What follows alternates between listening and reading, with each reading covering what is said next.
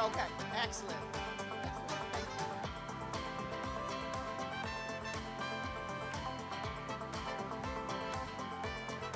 you. Good morning. Good morning, ARC Beaver family. I am so incredibly grateful you all showed up today. I must say I've had a couple of nightmares that I would be a party of about 3, me and the executive team. So I'm so delighted to see all of you. The energy is palpable in this place.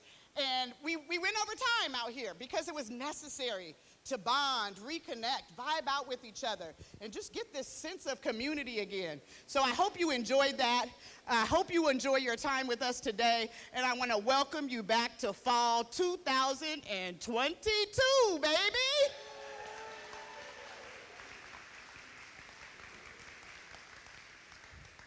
Now, with all programs, we have a little bit of housekeeping. Somebody here got really excited and left their keys to their BMW. I don't want everybody raising their hands. I see 5 hands going up. I need you all to know that Captain Day is here for anybody that rolls off in a vehicle that doesn't belong to him. So I'm going to set your keys over here. If you're missing them, you hear chatter about somebody missing their keys. I am the holder of the BMW, and I feel pretty privileged, okay? So thank you so much. With that being said, just the other housekeeping items, I know we have new members of our family here. So again, Melanie Dixon had the honor of serving as your college president. Super excited to have you all back on campus. There's been a lot of buzz of students, faculty, staff, managers, community partners, and I couldn't be more thrilled. This is my first convocation on ground, 2 years into this. So exciting, so very exciting. So for the new members of our family, you may need to take care of yourself during this program. So there's some restrooms right outside this door and also outside that door. And with that being said, we're going to get started. I think for some of you that have joined our community, one of the things that's really important for us to express is the land that we stand on, right? How we're able to do our business as a college and understanding the importance of those that have come before us and allowed this opportunity to be possible. So what we do here at American River College is we express our land statement, our honoring of the land that we're standing on, and we created a video. So where's Jesus at? Is Jesus in the building? Jesus Valle in the back here. Let's give him a round of applause.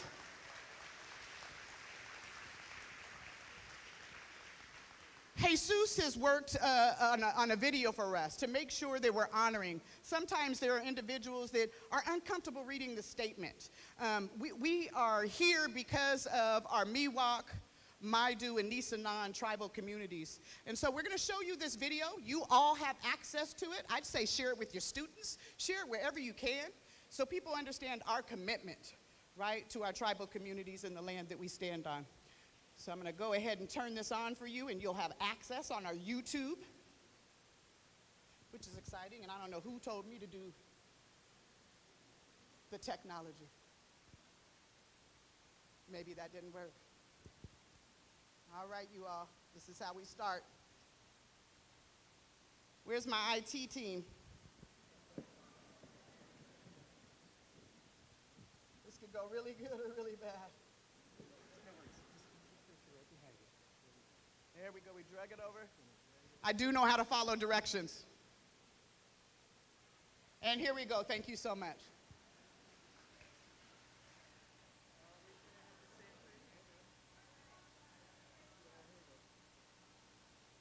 Listen, they're instructing us. Yes. We acknowledge the land which we occupy today as the traditional home of the Nisenan, Maidu, and Miwok tribal nations. These sovereign people have been the caretakers of this land since time immemorial. Despite centuries of genocide and occupation, the Nisenan, Maidu, and Miwok continue as vibrant and resilient tribes and bands, both federally recognized and unrecognized. We take this opportunity to acknowledge the generations that have gone before, as well as the present-day Nisenan, Maidu, and Miwok people. ARC values its relationships with the original people of this land. We also affirm, as per federal and state law, the inherent sovereignty of tribal nations. The presence of ARC on unceded Miwok, Maidu, and Nisenan land obligates us to the pursuit of deep, authentic, and reciprocal relationships with local tribal nations. Our commitment to these tribal citizens is unwavering in the effort to provide services, support, and programs that align with ARC's commitment to social justice.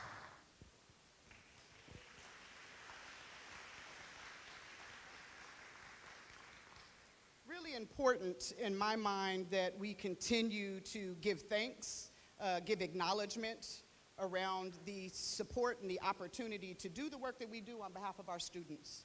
So one of the things that I would like to share with you all is some of the work that's happening at our college community by a phenomenal team that we have here, a committed team in partnership with our tribal communities. So there is a legal action that has taken place. There has been a federal act that has taken place since the 1990s. And then there's one that has been enacted at the state level just here fairly recently, 2001. This is called the NAGPRA, right? And so it stands for the Native American Graves and Protections and Reparations Act. And this is really around understanding that we hold some of the cultural items and very devastatingly cultural remains, ancestral remains. We have them here at our college. And so if you think about that for a moment, that has to be pretty traumatic, right? For our tribal communities to understand that their ancestors are here in our possession as an educational institution. It's a heavy feeling that I had coming to this awareness, but it's been more kind of impactful to me having engaged with our tribal communities and understanding the sadness, the sense of urgency, the accountability that we need to take as an institution. And so I want you all to know that we'll be having an opportunity to engage in this work as a college, right? This is a college effort to make sure that we're held accountable and being responsible to the communities that we serve and, of course, the land by which we occupy.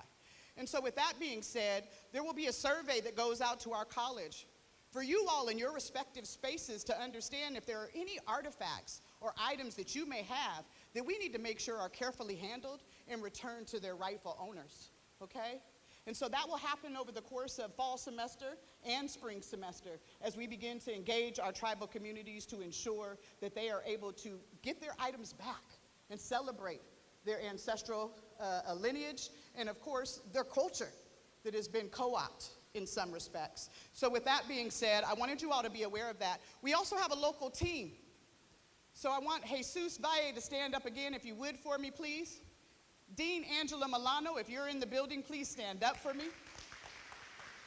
Dean Angela Milano serves as our tribal liaison and has done phenomenal work in the relational aspects and really trying to right some of the wrongs. Keep standing for me, Angela. I'm coming to Tona next. She's the big reward, right? The expert. But Jesus is our director of our Native Center, and if you haven't seen it, it is a phenomenal place. We did a summer bridge program in a collaboration with SMUD grant that he applied for and secured, and it was an incredible opportunity for our Native students to come on our college campus, our UC Davis partners, and of course our Sac State partners. So I want to thank Jesus for that. We give him a round of applause again.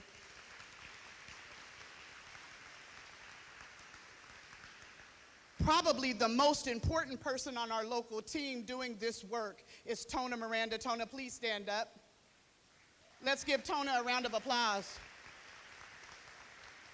Tona is a member of our local tribe and essentially is here helping ARC figure out how we do the right thing, how we are held accountable, and how we reunite these cultural items and the remains with the tribal communities. We can't thank you enough for your work. We can't thank you enough for holding us accountable and the relationship and partnership. Let's give her a round of applause.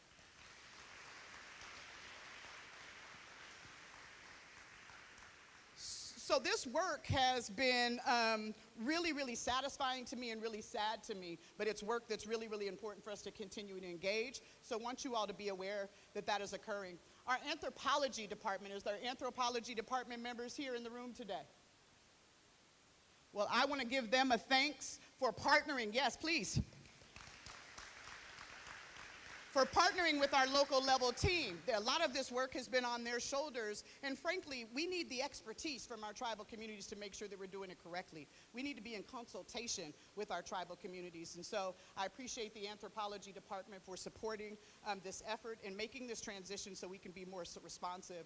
So the items that we have right now are over in the Davies Hall.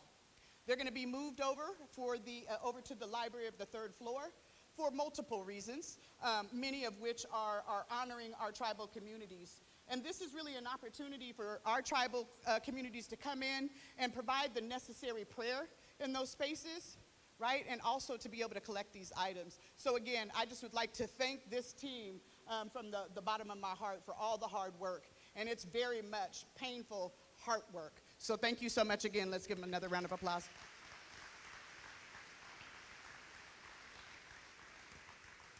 As with all things, change, change, change, right? We've been experiencing that quite a bit. Last year, we had the great pleasure of working with Elisa Sheb as our Academic Senate President. Stand up and be counted. She is now representing all of our academic senates at the district level as the District Academic Senate President, and we appreciate her advocacy at that level and the support that she'll continue to provide to our faculty in American River College. But we have a new one. We have a new leader. We have somebody stepping into this role, and I'm very proud. So Karina Hoffbauer, please come up here. Congratulations. There you go.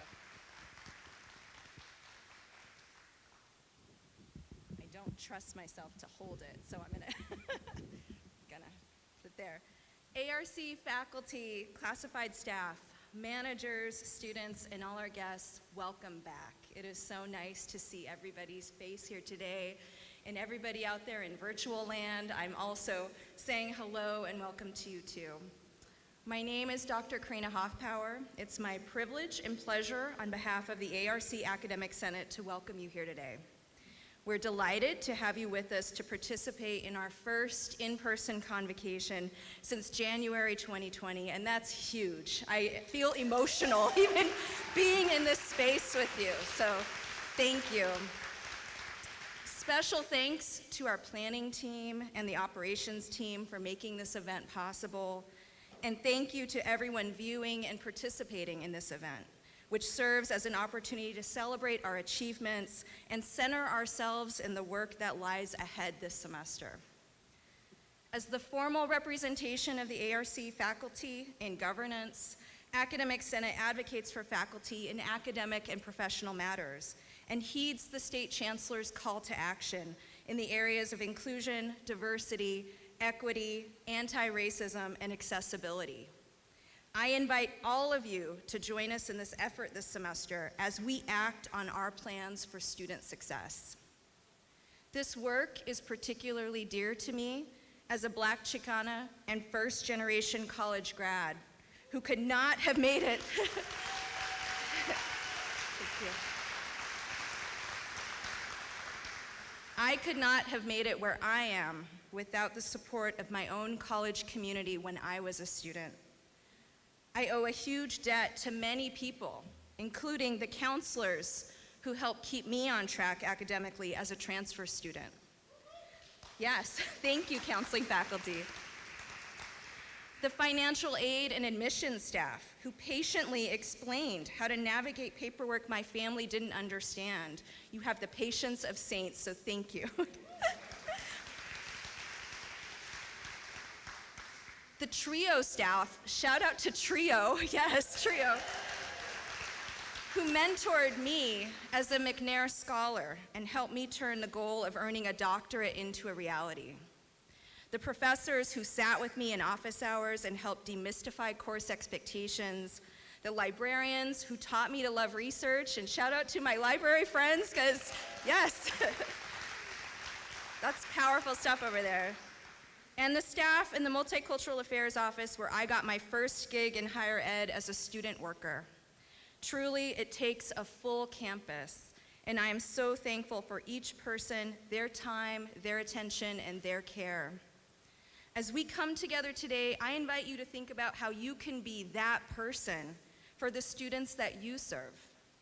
the one who helps a student see what's possible and makes them feel like college is where they belong.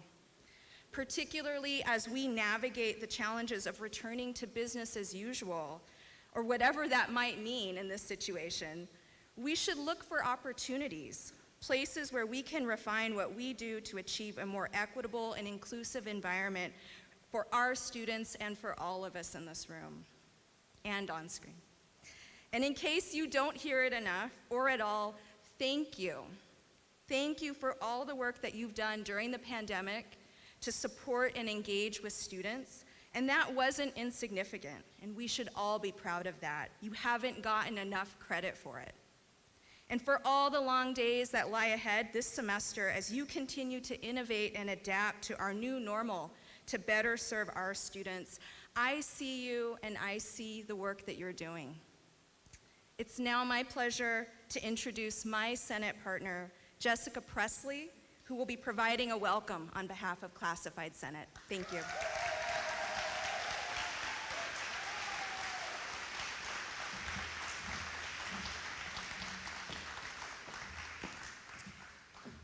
Now I'm rethinking my whole speech. Well, hello, everyone. Hey. Okay. Welcome, classified professionals, administrators, faculty, and students. I'm beyond honored to stand before all of your beautiful faces in person, and for those that are joining virtually, hi. Before I go any further, let us take a moment to reflect over the past couple of years, both high and low. These past couple of years have been chaotic, rough, and sometimes unbearable. But remain constant was all of you. All of your hard work, whether it was on ground or remotely, you ensured that our students felt supported and safe. I want to thank each of you for all of your work. No matter what you do on this campus, it makes a difference. Please turn to your left and your right and give that person a round of applause for their hard work.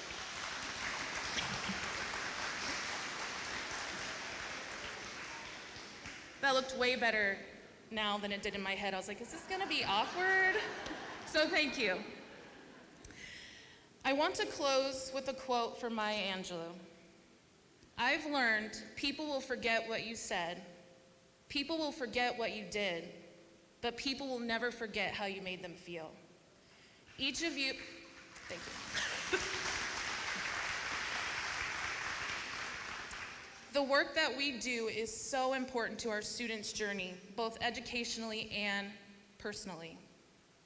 Without each of you and the part that you play in that journey, our students wouldn't be where they are today.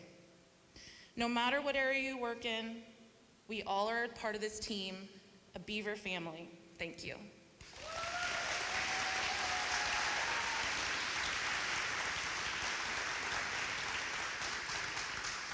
And now I have the honor to introduce the Student Senate President, Nicole Nugent.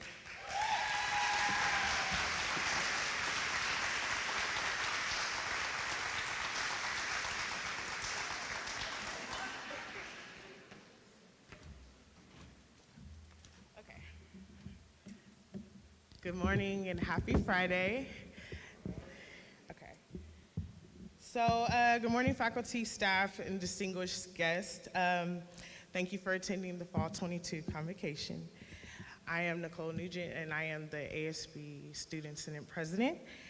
And it is my pleasure to serve and to represent the diverse student population here on the beautiful American River College campus. I ask that you join with us and partner with the student population. And I ask that we all make an individual commitment to make this year a great one, not a perfect one, but a great one.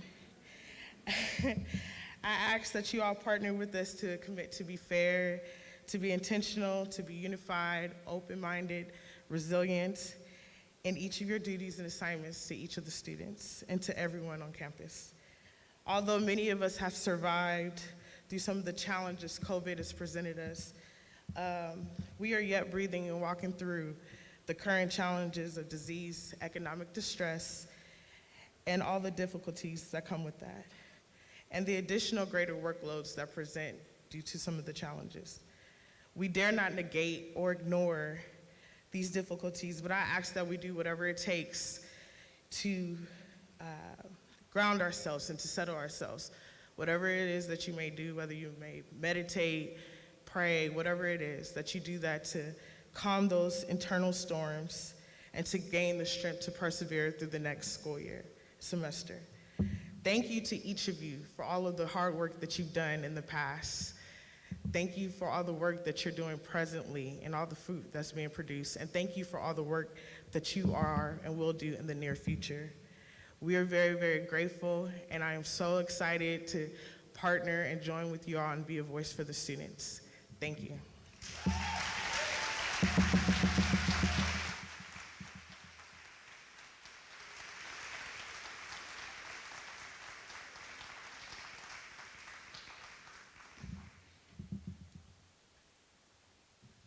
Good morning, American River College. Oh, that was semi-enthusiastic. I felt more love from the people on the live stream. Good morning, American River College.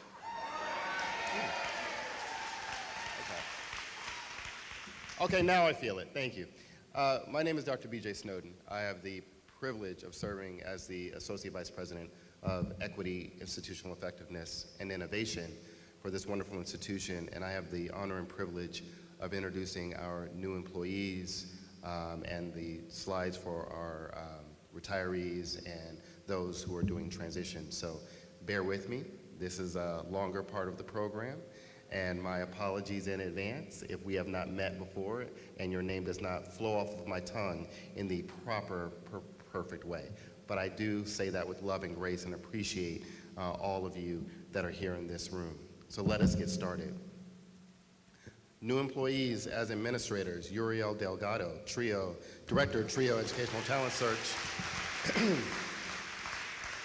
Deborah Finn Romero, Interim Director of Nursing Academic Programs. Daniel Hahn, Dean, McClellan Sacramento Regional Public Safety Training Center.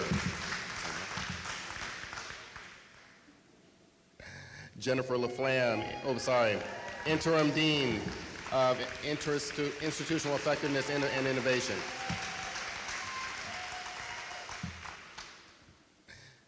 Margaret Lindecki, Interim Director of Administrative Services.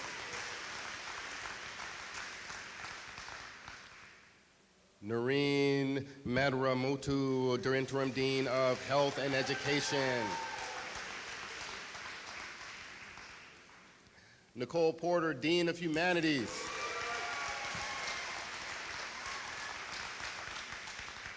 This guy right here. He's okay. Devon Stewart, Dean, Natoma Center. And celebrating some transitions for administrators, we have Dean Parrish Geary, Dean, Student Engagement and Completion. Thank you. Assistant Professional Medical Surgical Focus, LTT.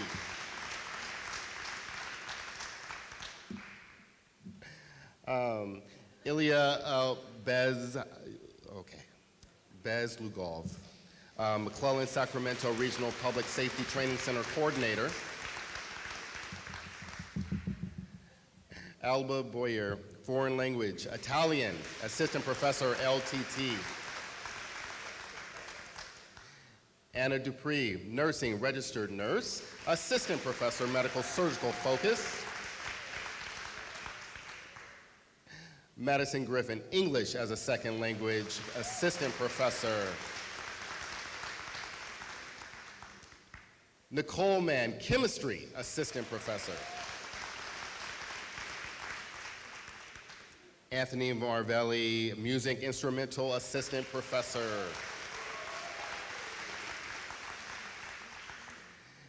David Munoz, Accounting Assistant Professor. Dylan Popowitz, Philosophy Assistant Professor. Kurt Shearer, commercial music, recording music, business, assistant professor. Larissa Wiggins, biology, anatomy, and physiology, assistant professor, LTT. Giancarlo Zambello, a psychology assistant professor, LTT.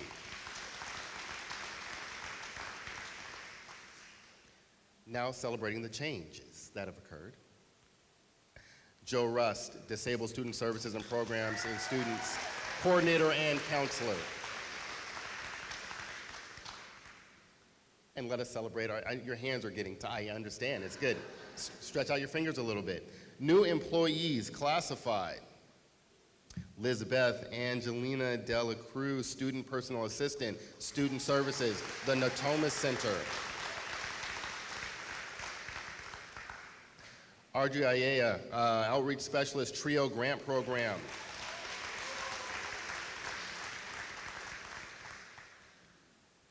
Catlin Baldwin, Child Development Center, teacher.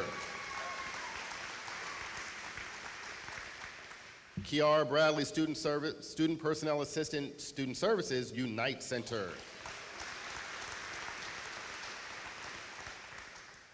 Diane Cervantes, student personnel assistant, career and job opportunity services. Robisha Collins, admissions and records clerk 2.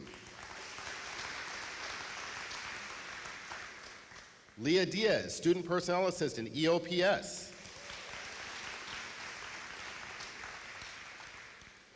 Giovanni Fleitas, a financial aid clerk 2.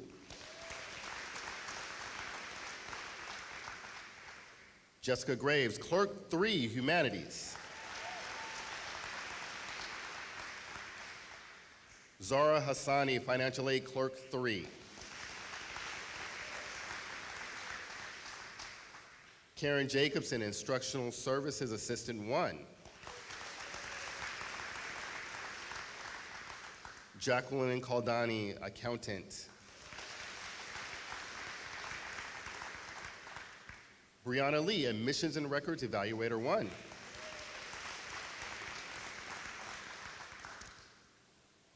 Alexis Lukes, administrative assistant in nursing.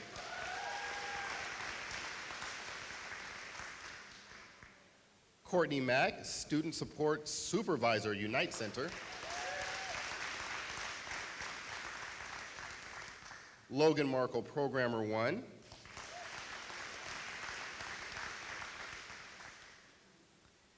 Yevon Martinov, custodian. Jack McCardle, administrative assistant 1 in operations. Anna Meyer, instructional assistant in art. Bobag Magnaham, custodian.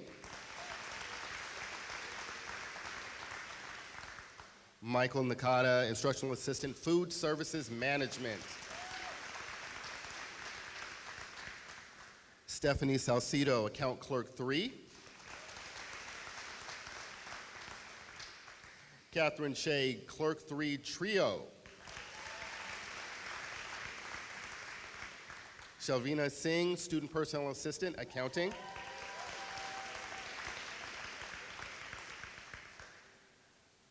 Sean Van Bell, instructional assistant, adaptive physical education. Joel Wright, records and admissions, clerk 3. And for those who have transitioned as classified into new roles, Nemo Ali, student support specialist, workforce. Tinoco Martinez, outreach specialist. Ku Vang, accountant.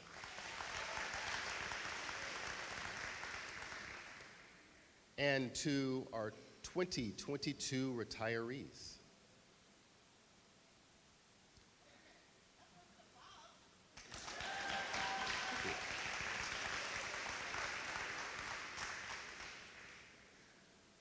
Lil Birdsall, mathematics professor, retired with 16 years of service.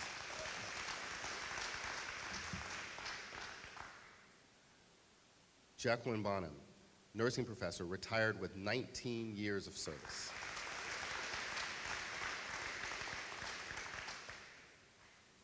Jan Delap, Dean of Health and Education, retired 22 plus years of service.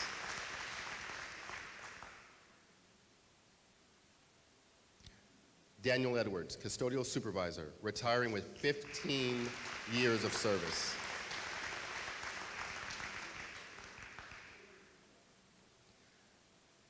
Gerald Halfwich, kinesiology professor and athletic coordinator, retired with 20 plus years of service. Shannon Hardwick, counselor, retiring with 14 years of service.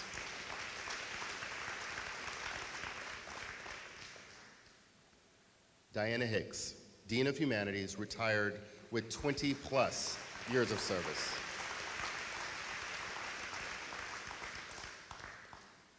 Susan Howe, English professor, retired with 26 years of service.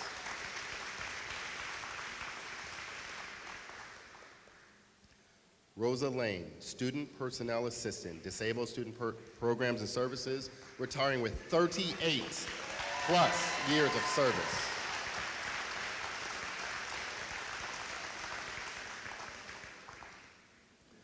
Esther Martinelli, foreign languages professor, retired with 15 years of service.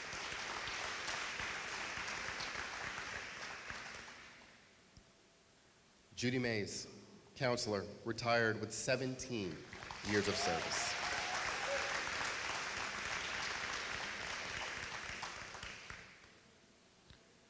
Minerva Moreno, engineering professor, retired with 30 plus years of service.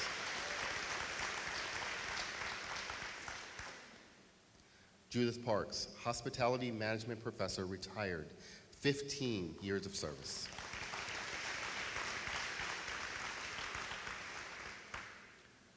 Susan Peterson, interim director of nursing, retired, 21 plus years of service.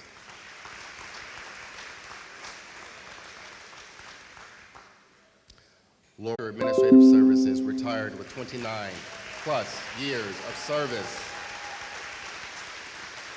Let us keep that round of applause going for all of our retirees. Thank you all for your service to American River College and the district. At this time, I would like to bring up again your Academic Senate President, Dr. Karina Hoffpower. Thank you.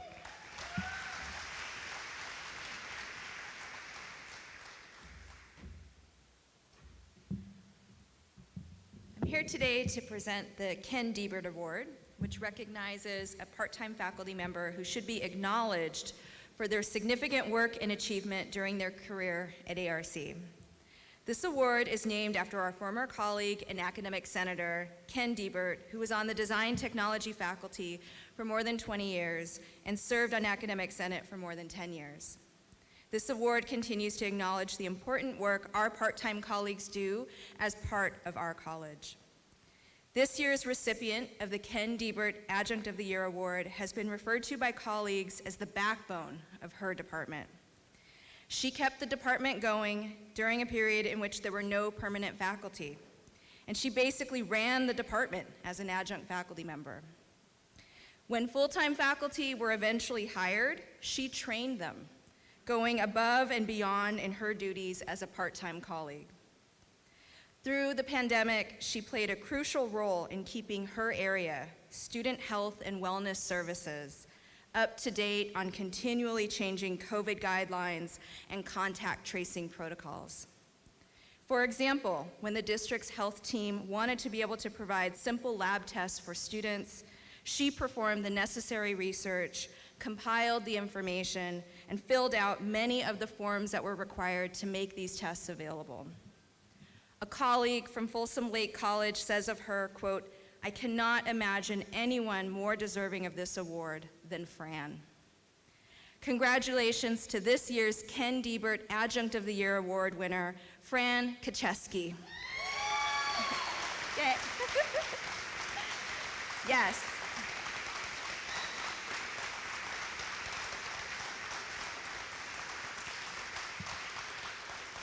This award comes with the $1,000 honorarium facilitated by the ARC Office of Philanthropy. Fran cannot be here in person with us today, but she is watching virtually. We honor her and we salute this achievement.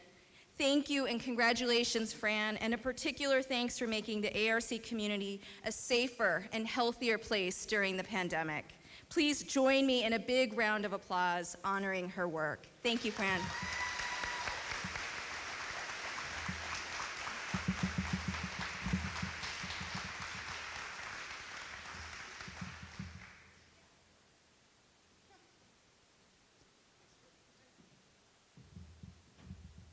First and foremost, let's give our retirees a round of applause again, please.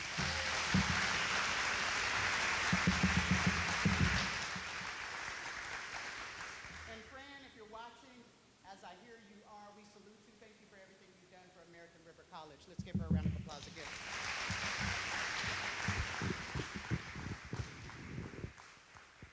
Sure, I'm the last person that needs a microphone, but I'll go ahead and make sure that everyone can hear me. I want to thank you all again for joining us today, and those that are live streaming, thank you as well. We wish you could be with us. We're glad that you're joining us through the live stream. Before I start into my address, I'd like to really just acknowledge, first and foremost, if you walked in down the rampway, you've seen some sunflowers on the wall. Every single employee at American River College is highlighted on those sunflowers, right?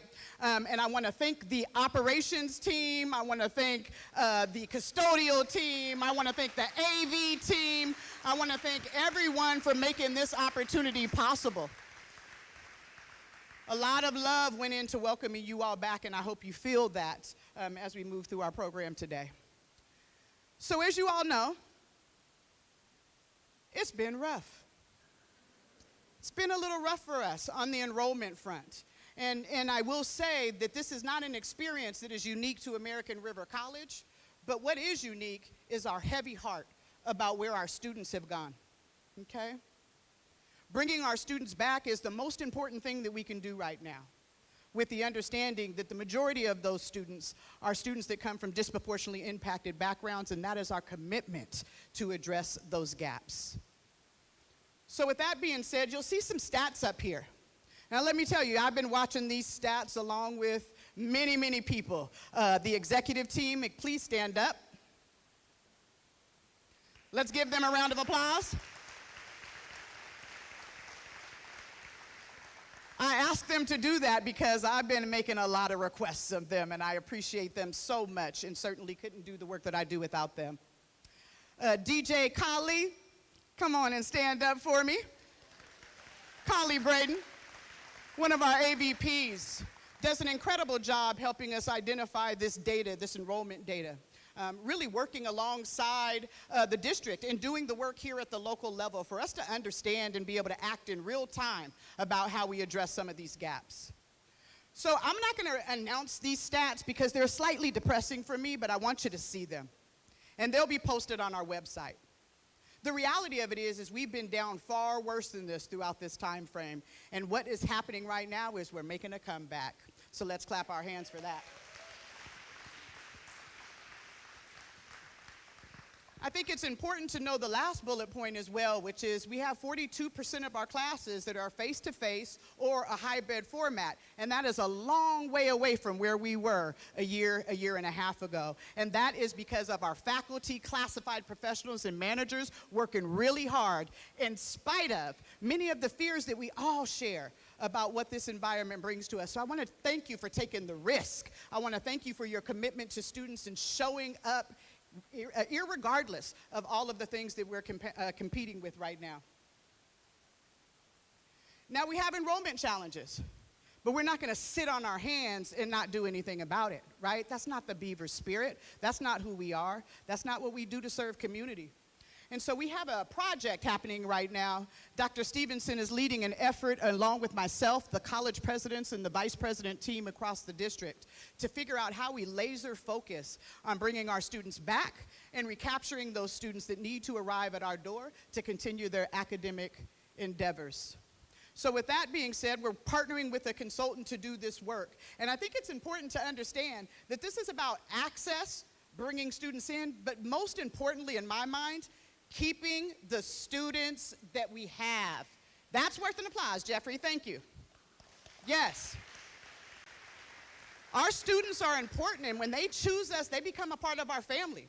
To see them go away and not know why is a problem. We got to address that. So some of the things that we're going to be doing is going to be a little bit different than how we've done it before, right? We're going to go and take outreach to the locations that we need to in our communities. We're going to place people at our nonprofit organizations. We're going to place people out in our communities in order to do this work, because it's not just about enrollment. It's about living out who we are, which is a community college. We serve the community. We're a part of solving problems in the community, the primary one being poverty, okay? So really, really important that we engage in that way. There's a 90-day action plan that will be shared with all of you. You'll understand the work that is taking place. You'll have an opportunity to share your thoughts about it. What does it mean for your discipline, your service area, etc.? Really, really important that you all engage in that work, because outreach is all of our work. You all have been engaged in this work far longer than me. I look at some of the time frames of folks that have been here and retired. We should count up those years. That's a lot of investment of love and care into our institution and our community, and I'm incredibly grateful. This particular project will be metrics-based, not typically the history of community colleges, right? It's about love and touch and not necessarily tracking where we are. But in order for us to understand who's left, why, and how we get them back, we must root ourselves in data. We must hold ourselves accountable to that, and so that will be a new part of our lives. Home bases. Can I please get an applause for home bases?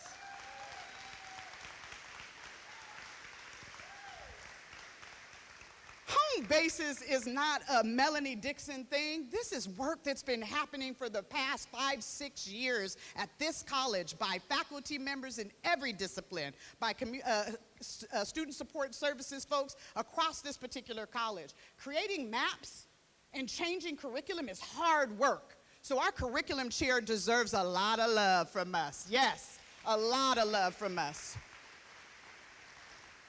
You all heard me reference before that home bases, we're going all in. And folks are like, well, when are we going all in? We haven't gone all in yet. We're not there, right? Well, we're in the midst of it. We're doing it. And sometimes in the midst of challenge and change and stress and anxiety, you don't see the good work that's happening. It's hard to see it because you're immersed in it. Good work is happening. I want to acknowledge Bill Simpson. Please stand up, sir.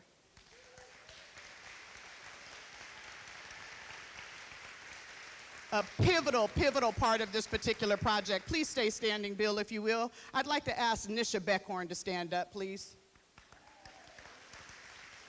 Another critical element in the home bases process. I'm not sure if Kathy Sorensen is here, but I'd like to give Kathy Sorensen some love as well. Again, these have been leaders that help shepherd this work along, but our counselors, our instructional faculty, our classified professionals have also done that. So I appreciate you. I appreciate you very much, and I thank you for joining us at the management team retreat. Thanks, Bill. So this work is really about how we shrink down the universe for our students and allow them to be able to navigate our institution and achieve their goals, not fall off the exit plans, right? The exit routes that we give folks. Not let life get in the way of their ability to achieve their goals, change their families' lives is really what's happening, right? So really important that we continue on this work, invest. And my commitment to you is the resources necessary to do it. You can't do it by laying on more work on more people. So we have to solve this problem together. How do we free ourselves up to do the work that we need to do and let go of some of the things that we're holding on to just to hold on to it? For those of you, and I don't believe any of you in this room would have remembered what happened at the first convocation I arrived, but in spring 21, I said we gotta let go of things that we no longer see valuable in our work.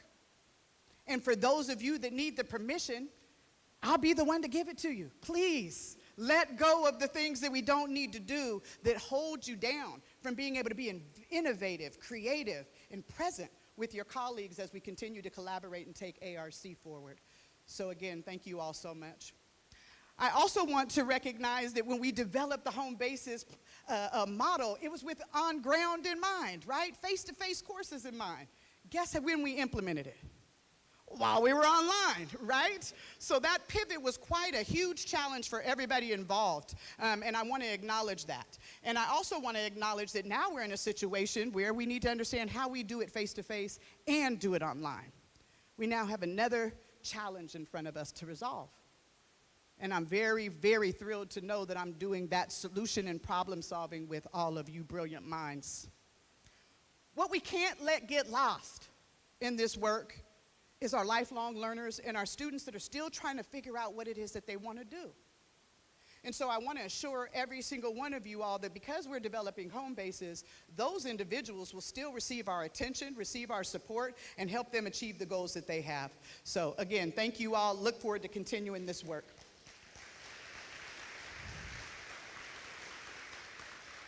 Now, Convocation is all about celebration, right? It's all about acknowledging the great things that we've done. Kirsten Dubray, where are you? Stand on up, my friend. Actually, come on up here.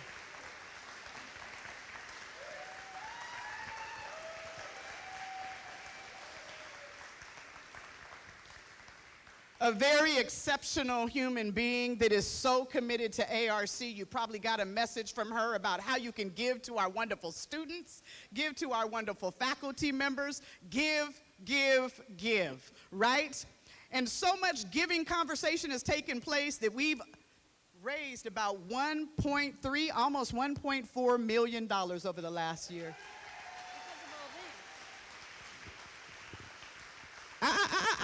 Don't go nowhere. She wants to give you all the glory, and I do too, but she's being humble. That really it's about her and her relationships with all of you, with our donors outside of the college, and this would not be possible without her and the support of the foundation team. So I'd like to give you an opportunity to address the faculty and staff in the space today, and thank you. Thank you for, oh my gosh. Don't be shy. I'm not.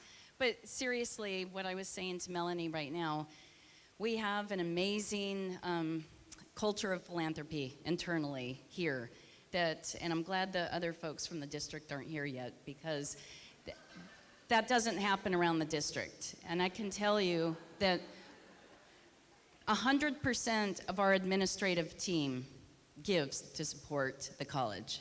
I mean, that's amazing. And every time I talk to my counterparts district-wide, they say they don't have the same support. And I said, I don't know, it's just been this culture over the years. This place is amazing. I've been here 22 years. I'll retire from here. And it's because I have amazing relationships with so many of you and such great rapport. So thank you so much for supporting everything I do. I still will be bugging you and hitting you up to give because we're moving into another big campaign. A lot of you supported the culinary campaign years ago, and then most recently the STEM building, where we raised over $2 million. We'll be moving into a new building for tech ed, working with Dean Aguilar and all the faculty here. So there's an opportunity to support that, and our goal with that building is $2.5 million to provide a margin of excellence to support our students. So I'll be coming for you guys. With that said, thank you so much. Thank you, President Dixon, for giving me a few minutes. I appreciate it. No, thank you. She has cute shoes on. Want to make sure she makes it down safely. We need her. So really grateful, not only for the leadership, but the connection and, again, the passion to our college. The Tech Ed building was brought to the fore. I'd like to ask Gary to stand up. Yeah, we give love. Yes. Yes. Those of you here know that he's used to be an academic senate president and is now over this particular area doing wonderful work in advocacy and team building. We just appreciate you and super excited about this facility for you and your team. So thank you so much, Gary. You all seen one of our new employees is Devon Stewart. Can I have Devon stand up if you are in the room? Yes, yes. And I'd like to have Roxanne stand up and any other member of the Natomas team in the room today. Yes, The Natoma Center is on the rise, you all. They're doing incredible work, and we'll have the second phase building up where we'll have sciences and be able to meet the needs of the students in that community. So grateful for your leadership, both of you and all the members at the Natoma Center. I had the opportunity to go over and break bread with all of them before the semester started. It's a wonderful, wonderful group of individuals passionate about students. You all may have read, and I'm going to do a quick stoppage. We found the keys to the BMW. Come on in here. Let's give her a round of applause.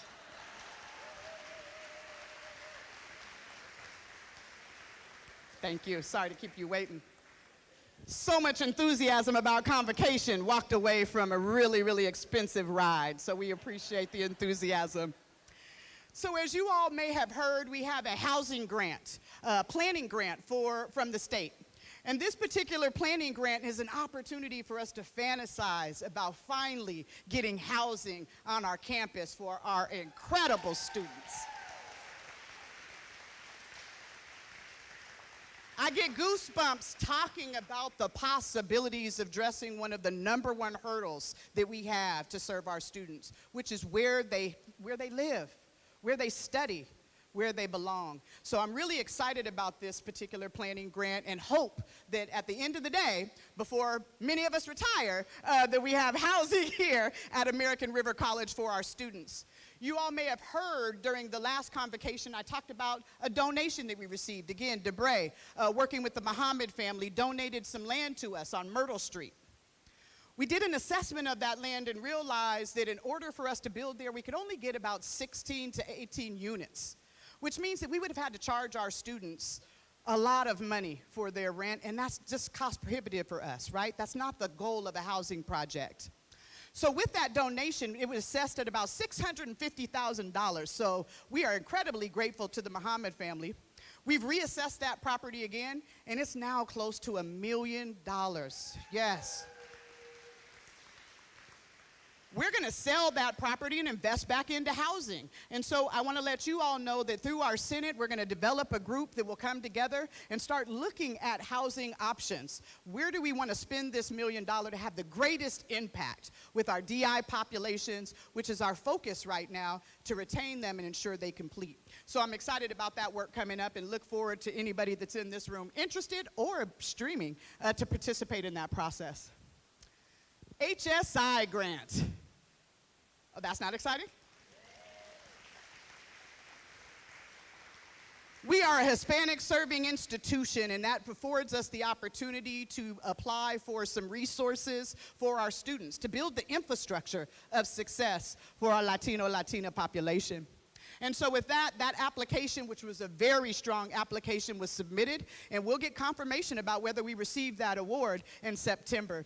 So you all keep an eye out about the possibilities of us receiving that award. It will bring great opportunity for us to have an impact on our DI work. So thank you so much.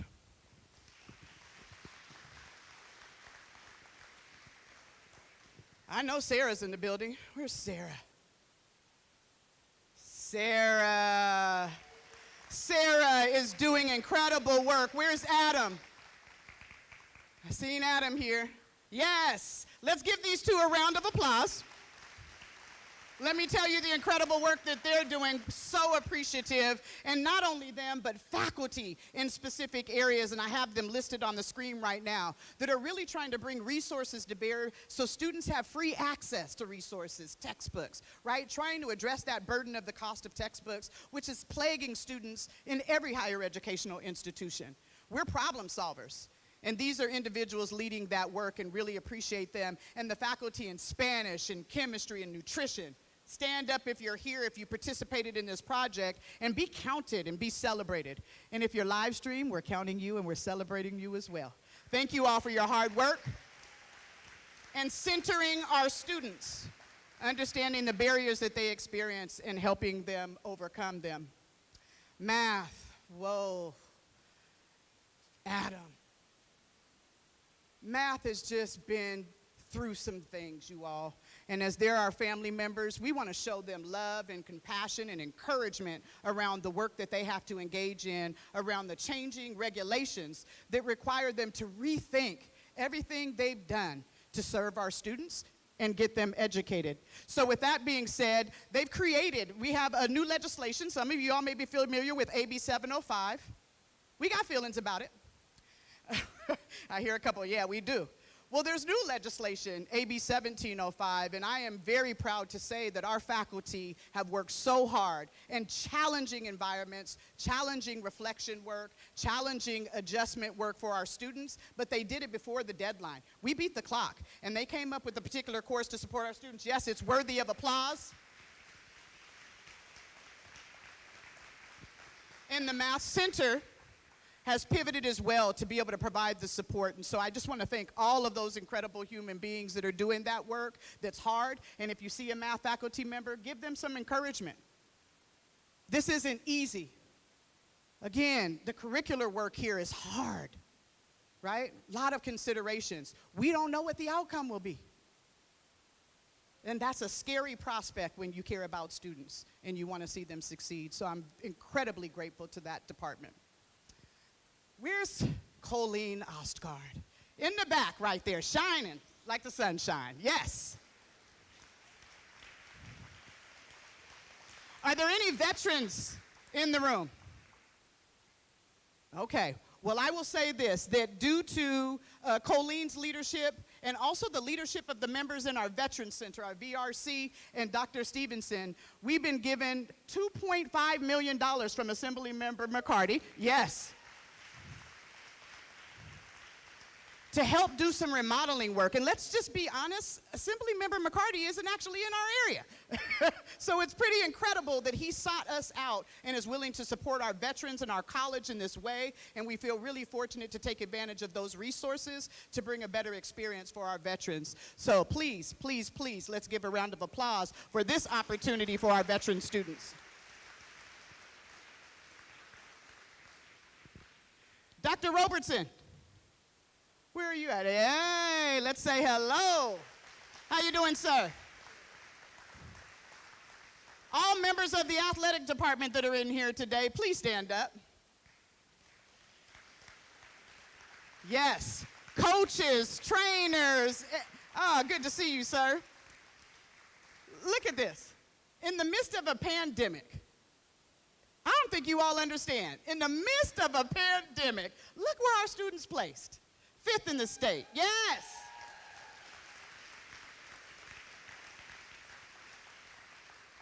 I want you all to understand the difficulty that athletics had to encounter when we were in the pandemic. Not only did they have the policies that we had to deal with, but also the NC2A policies that required a lot of them in order to be able to play their sports. And remember, many of our students that are student athletes, what brings them here is athletics.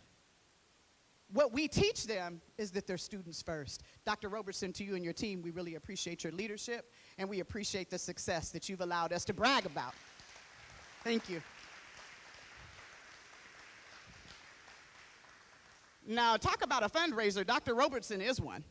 So he's rallying up funding for the area, and there is now a new facilities for our baseball team being created and planned. And so we will share more about that exciting project as we move forward. Really thank you for your leadership. Yeah, you clap.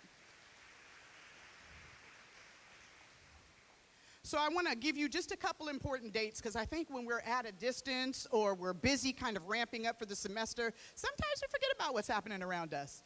We're actually in accreditation, people. We are actually going through the accreditation process. And that has been a labor of love by many across our college, and I appreciate the leadership there. I'd ask Frank to stand up and be counted as our ALO. Our accreditation liaison officer, really appreciate your leadership.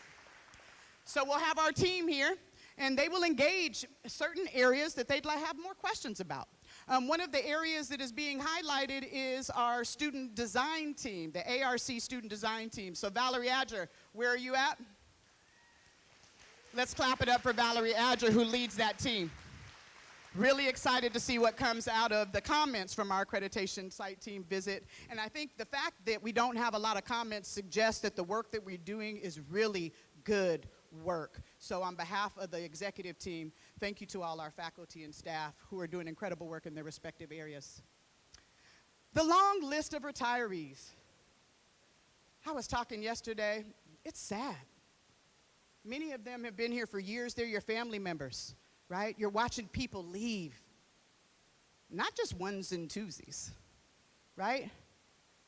Lots of individuals leaving, and it really marks the fact that times are changing, that we're at a critical moment and a pivotal time in education.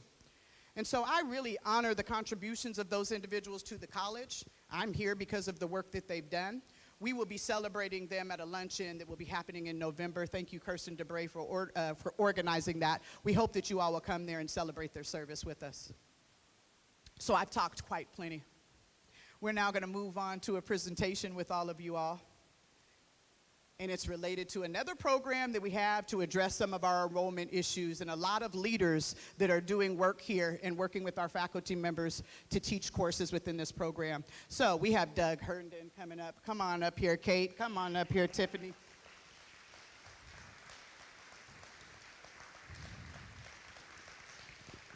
Again, these are the faces, but there are many, many more people that make this possible, including our K through 12 partners. And with that, I thank you all for your time and being willing to present. And I'll give you this wonderful clicker. It's scary. Yeah, just that one. Yes. There you go. Let's give them a round of applause. Thank you.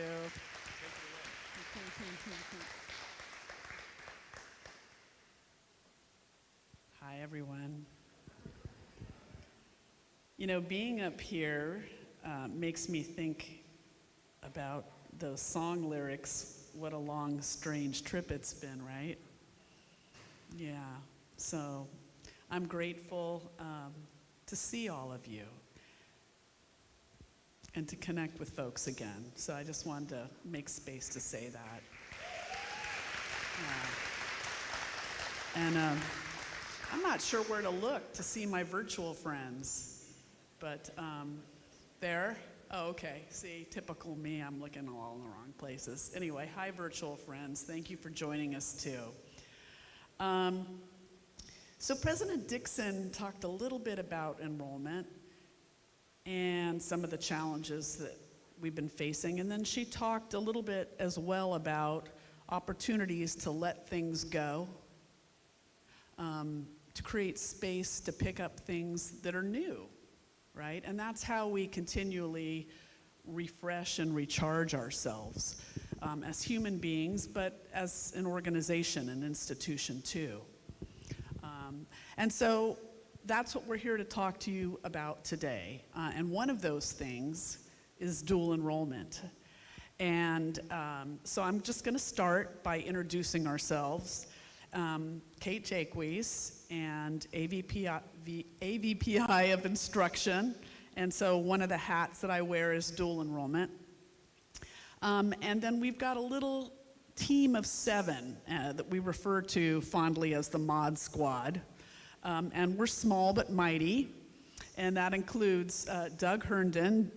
He likes to call himself Dean of English by day and Dean of Dual Enrollment by night. And then there's Tiffany Empagazi, whom we are blessed to have as our interim director, not only because she's fantastic, but clearly because her footwear choices are amazing. So you can check that out as she exits the stage. And then we also have a couple of other folks, some of whom are here today, and I'm hoping that they'll stand as I call them out.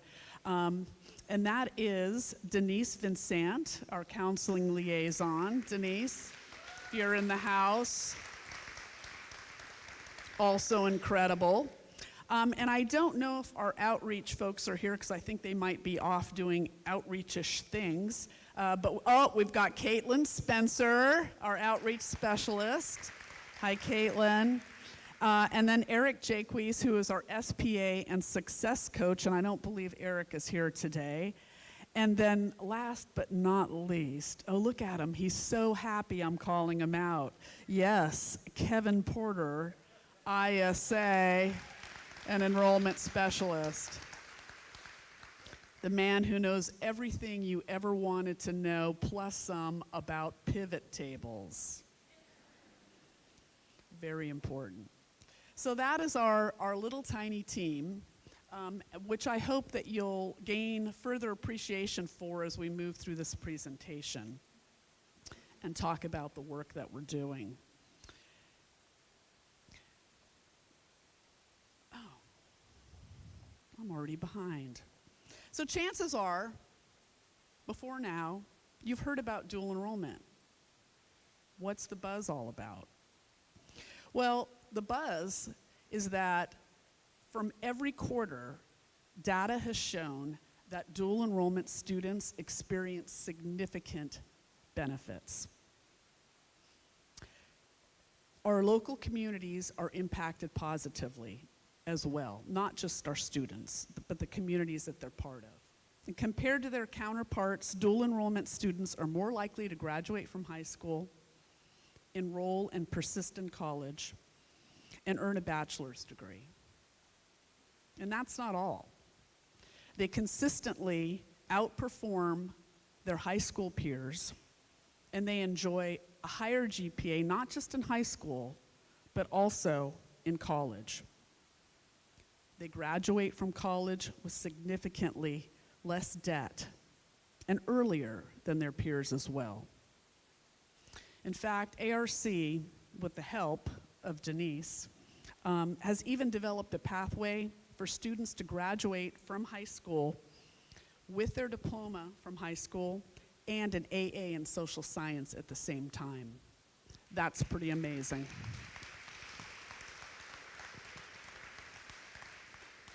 So I'm going to pass the baton to Doug, who's going to share a little bit of information about the special kind of dual enrollment that's really impacting our work right now, and that's CCAP dual enrollment.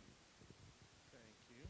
Thanks. Good morning, everybody. You're fine. So, use the microphone. So I just want to give you a little bit of background and context about how the program works, and then I'll hand it over to Tiffany, and she'll kind of talk about what it looks like on a day-to-day basis. But so just to offer a little of that context, what we call CCAP dual enrollment, that stands for College and Career Access Pathways. It was established by AB 288 in 2015, so it really is kind of a new version of dual enrollment, which Frank was on the moment it started. So it's been a little bit of a journey there. So it allows students to earn high school and college credit at the same time, free of charge. The books are free, the fees are free. So that's obviously a significant removal of some barriers in terms of completing college, which is the biggest reason we all love this work. So implementing CCAP dual enrollment, as you'll often hear it called, that's why I wanted to call out the acronym, requires us to work really closely with, well, instruction and student services to work really closely. Denise is a full-time member of our team right now. So that we can work through our four major goals, which you see up here are building and maintaining engaged partnerships with our K-12 partners. There are many of them, so there are a lot of moving parts. It is probably the bulk of what we do in dual enrollment is trying to maneuver all those moving parts. We try to create workable pathways for students, viable pathways for students, realistic pathways. And then the syncing of the different planning and enrollment cycles among all the high schools and campuses that we work with is really the biggest part of what we do and really what Tiffany does. So let's just be honest about that. Then we work really hard to deliver targeted marketing and outreach strategies. And the thing that we do really well, I'm going to say out loud, is wraparound student support services. That's a thing in our small area we're really able to pull off in a way that feels very good. So let's see. So this work is obviously a not insignificant and very specific part of our ARC's work around equity and inclusion, social justice work.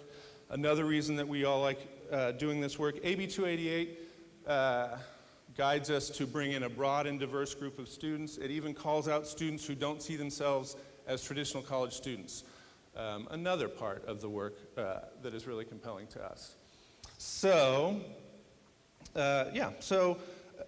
dual enrollment is one of the best mechanisms that we have to do a few things, and that is to expose students to and get them ready for college. So we want to give them a nice experience, but we also want to tell them what college life is really like, so that they'll come to us or somewhere when they're done. Offering them clear and attainable pathways, as I say, realistic pathways. That's the work that Denise really did for us. reducing the cost and time necessary to complete, that's a huge thing. And then just integrating all the opportunities we can across dual enrollment, across different platforms of dual enrollment, I should say. So, yeah, so that's part of our equity work. Now I'm going to hand it over to Tiffany, who's going to talk about the model. All right.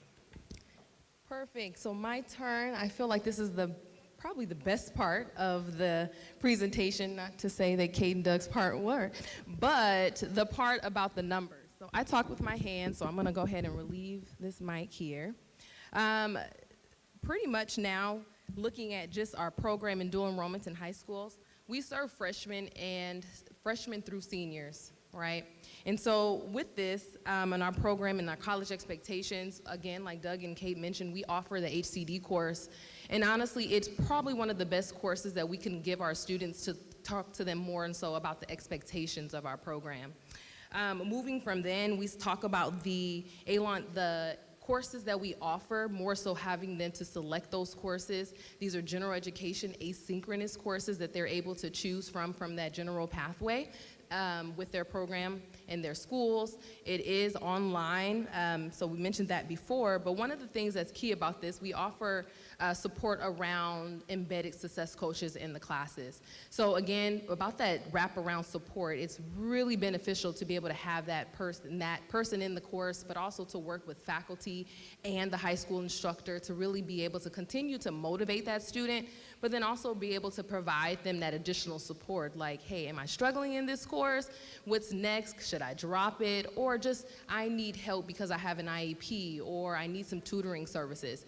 So when you start thinking about how we can do that remotely, we're struggling already as it is, right? We have our own students who need support, but imagine having all of these students at the high school and then being able to provide the same thing. So when we start thinking about the structure of the program, we're really trying to make sure that we put the perfect faculty in place too to teach this, and love to work with students, not just college students, but also students who are between the ages of 14 and 17. So that's key, right? 14 and 17.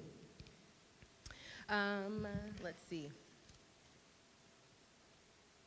All right, so this is the fun slide as well. So you're probably wondering about enrollment. So we've been talking about how low enrollment is, but we have some other points too that we want to also present on as well. So alone, from fall 2019, just offering 7 sections, and currently being able to offer 53 sections. So we have really expanded, more like tripled our numbers over the last 6 semesters.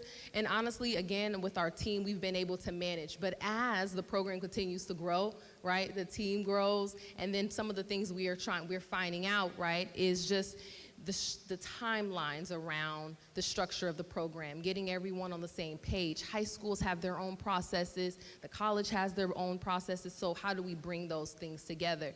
And so it's been a challenge, but it's been rewarding at the same time when at the end of the semester, students actually have an A, pass a college level course with the same intensity and the same rigor. It's just amazing, right? And even we've had students who actually have completed and have received an AA. So that is the goal, and we want to continue that. And so, yeah, it's really exciting. So we currently work with several districts. We currently have, as you can see, San Juan, Twin Rivers, Center, and Natomas. We also have a few charter schools as well throughout as our feeder schools in the same regions and areas. Some of these are smaller programs, and most of them are still large in a sense of offering at least 200 to 300 students per school. Each of the schools are unique in a sense of how we service them and what they need to provide, but the main thing is supporting that structure on both sides, from us and then also for them as well. All right, so taking it a step further, our sections, again, have increased in looking at that, but we offer tons of programs from English writing, social studies, music, and stats. And that's pretty much all I have on our end. But I wanted to just say that we look forward to working with all of you. And moving forward, if you do want to find us and where we're located, I will start. You can find me in Davies Hall starting next week if you want to just come and pick my brain a little bit and seeing if you can provide a class, or if you're interested in even putting class on our pathway. That is something that we can talk about doing as well. And then I also want to let you know that we can be found on our website homepage under dual enrollment. And then I want to say thank you to our team. We've mentioned how small and how mighty we are, but again, we can't do a lot of our work without our team. So thank you guys for that.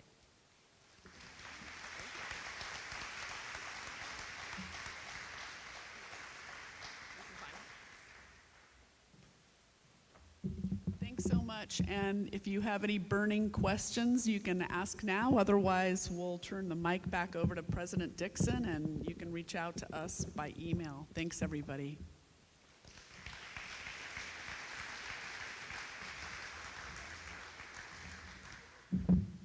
I'm sure Kate would be really upset when I say this, but she just celebrated her 38-year anniversary, so we want to give some love for that.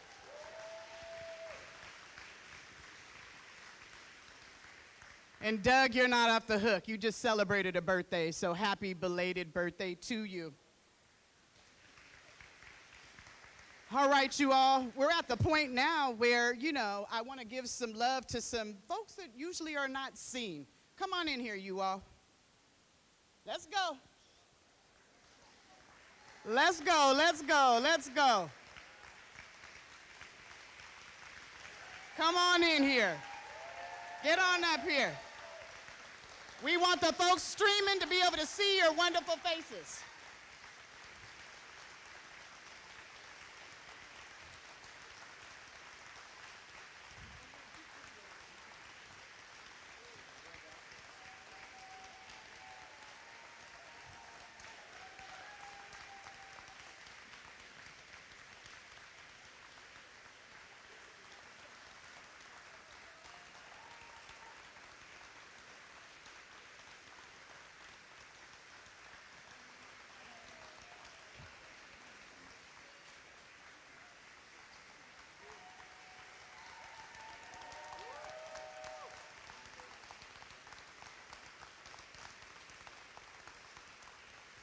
Captain Day and Robbie, please come in. Stay right there, you all. See this love? These are individuals that ensure that our college is prepared for us, prepared for our students. They do enormous work to make our events possible. Everything you see set up today, these individuals have created. So I want to thank you, thank you, thank you for everything you do for our college. One more applause for this team.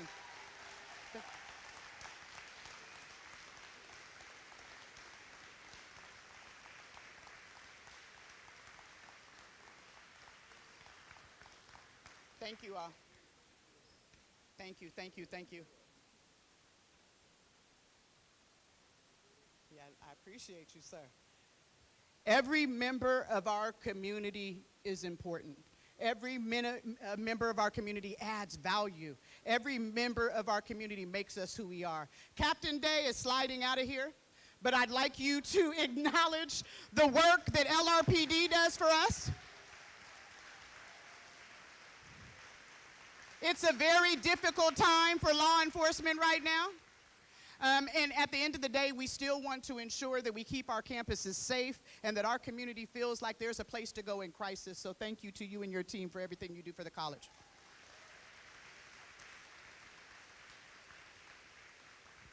I could share a lot of more thank yous, but I'm sure that your hands are tired and hurting and swollen right now. So there's a couple of things that I want to share with you. For those of you that are live streaming, unfortunately, this is the part of the presentation that you'll miss. So we appreciated you joining us for the first part of our convocation, and we will return at 11 a.m. where our trustee Haynes and our chancellor will give some addresses to the college. So thank you all for joining us on the live.